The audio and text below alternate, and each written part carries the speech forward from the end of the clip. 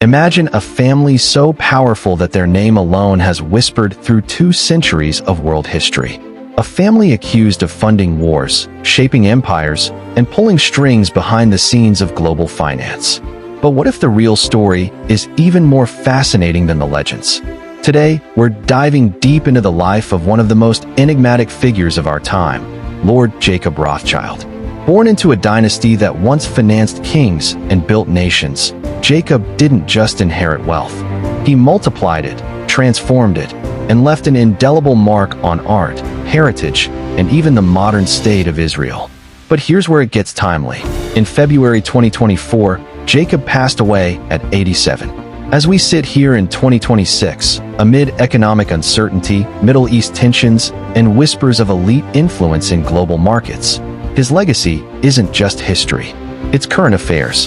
How does one man's life, and the empire he helped sustain, still echo in today's headlines about banking consolidation, cultural preservation, and geopolitical power plays?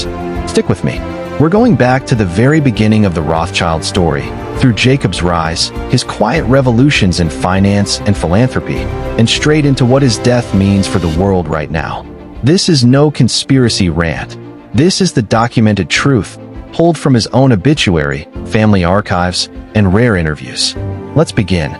The Rothschild saga starts not in marble halls, but in the cramped streets of Frankfurt's Judengasse, the Jewish alley, in the late 1700s. Picture this: medieval Europe, where Christians were forbidden from charging interest on loans. Who filled the gap? Jewish merchants. One house bore a red shield on its sign, Rothschild in German. That was the home of Mayer Amschel Rothschild, born in 1744, the man who would turn a coin-trading business into the world's first truly international banking empire. Mayer had 5 sons, the 5 arrows, as history calls them. He didn't just raise them, he strategically deployed them across Europe. Nathan to London, James to Paris, Salomon to Vienna, Karl to Naples, and Amschel staying in Frankfurt. Their motto? Concordia, Integritas, Industria. Harmony, integrity, industry. But their real weapon was information. In an era before telegraphs, the Rothschilds used carrier pigeons and fast couriers to know market shifts before kings did.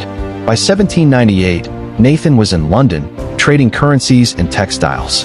When Napoleon rose, the family financed both sides, not out of malice, but smart business. They loaned to Britain for the war effort, famously helping fund Wellington at Waterloo. Legend says Nathan got the news of Napoleon's defeat first via pigeon, made a killing on the stock exchange. Fact or fiction? The point is, by 1815, the Rothschilds were underwriting governments. They stabilized currencies like the modern IMF. They bought into the Suez Canal in 1875, helped build railways, mined diamonds through De Beers connections, and even owned one of France's most iconic vineyards, Chateau Lafite. Their wealth exploded. Titles followed, barons, lords. But anti-Semitism never slept. Pogroms, expulsions, and later the Nazis targeted them viciously. In 1938, Hitler's annexation of Austria forced asset seizures. The family lost palaces, art collections, thousands of pieces documented in Nazi inventories. Yet they endured. This is the world Jacob Rothschild was born into on April 29, 1936, in Cambridge, England. His father, Victor Rothschild, was a zoologist, wartime spy, and think tank head. His mother, Barbara Hutchinson, moved in Bloomsbury circles. But when Jacob was just 9, his parents' marriage shattered. Victor took custody and, by some accounts, was harsh. Jacob battled polio as a child, a quiet, determined boy who emerged strong-willed yet soft-spoken. Eton, Oxford's Christ Church, first-class degree in history, national service in the Life Guards. Jacob could have been an academic. Instead, in 1963, he stepped into the family merchant bank, N.M. Rothschild & Sons. The City of London was his proving ground. He pushed for bolder deals, financing the Transalpine pipeline in the mid-1960s, masterminding Grand Metropolitan's takeover of Watney Man Brewers in 1972. He wanted the bank to be a bank of brains, aggressive, deal-making. But tension brewed. In 1976, when the chairmanship opened, his father-backed cousin Evelyn over him. Jacob took it personally. He sold his shares, walked away, and turned a tiny £5 million investment trust into RIT Capital Partners, an independent powerhouse. By the time he retired in 2019, assets topped £3 billion. He co-founded St. James's Place Capital. Deals flowed. Asian plantations, Paris property, Paypoint, even a stake in The Economist.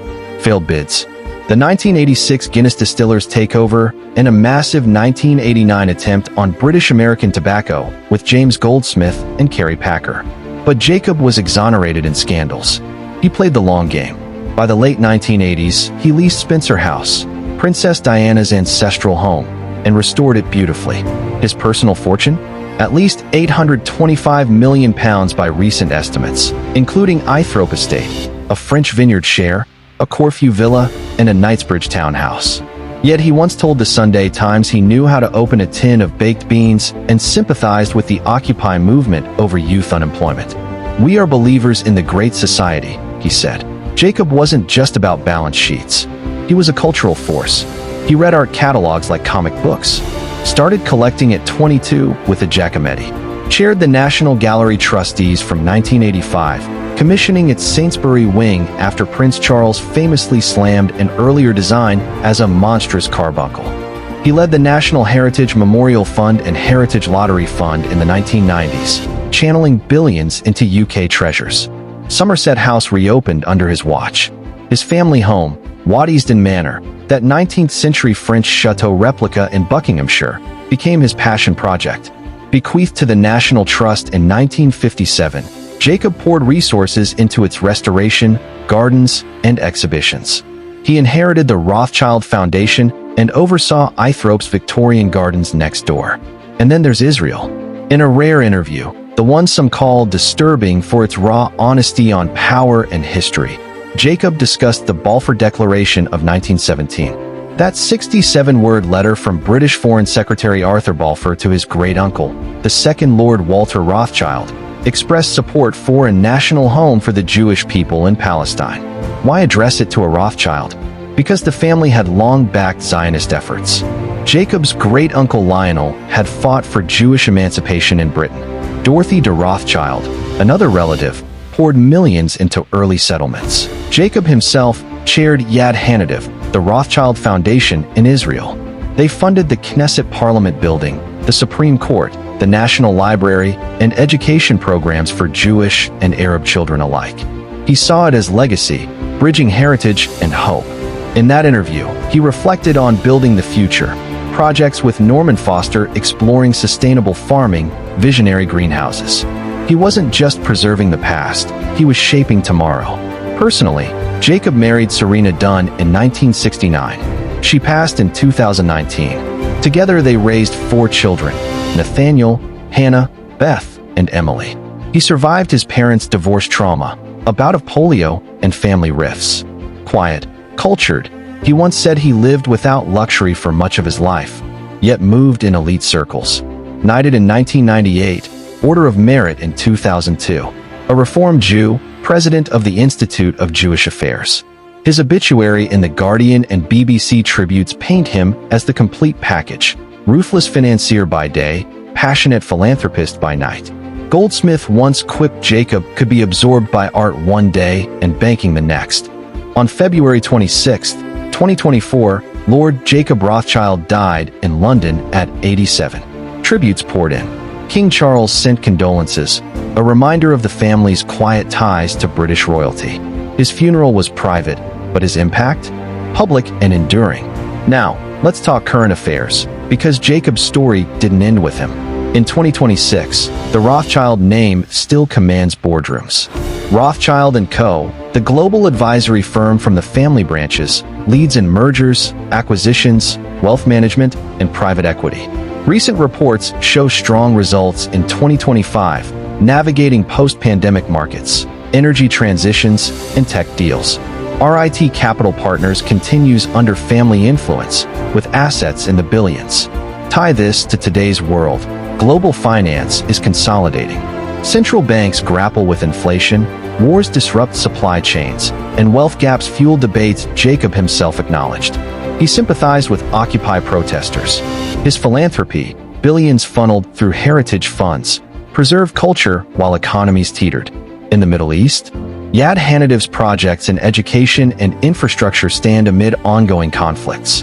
The Balfour legacy Jacob discussed? It shaped modern Israel, now a tech powerhouse and geopolitical flashpoint. Critics and supporters alike reference the Rothschild role in its founding. Facts, not fiction. Jacob's interview revealed a man aware of history's weight. Power used for nation-building, not domination. Conspiracy theories? They've swirled since the 1800s. The family funding both sides of wars, controlling central banks, hiding trillions. The videos we drew from note how their real wealth is diversified, not listed on Forbes like flashy billionaires. But facts show resilience. Nazi seizures, nationalizations, yet they adapted. Jacob's £825 million estimate? Likely conservative, given trusts and foundations. Yet he lived modestly in spirit, focusing on legacy over flash. In 2026 current affairs, his children carry the torch. Nathaniel Rothschild has been active in investments. The family wine empire thrives. Art collections influence auctions.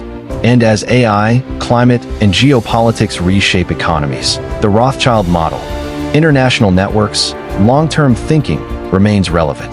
Think about it. In a world of crypto volatility and sovereign wealth funds, old money like this adapts quietly. Jacob Rothschild wasn't a cartoon villain or infallible hero. He was a scion who honored his ancestors' grit while carving his own path, from city deals to cultural treasures, from family rifts to national legacies. His obituary called him an admired cultural philanthropist. His interview showed a man reflecting on history's pivotal moments. As we navigate 2020 SIXS uncertainties, economic shifts, cultural battles, global tensions, Jacob's story reminds us, true power isn't just wealth. It's what you build that outlasts you. The Rothschild dynasty didn't fade, it evolved. And in the arts, finance, and philanthropy, Jacob's handiwork endures. What do you think? Was Jacob the last great Rothschild, or just another chapter? Drop your thoughts in the comments, respectfully. Like if this documentary opened your eyes. Subscribe for more faceless deep dives into power, history, and current affairs. Hit the bell. Next time, teaser for next video. Thanks for watching. Until then, question everything, but ground it in facts. Peace.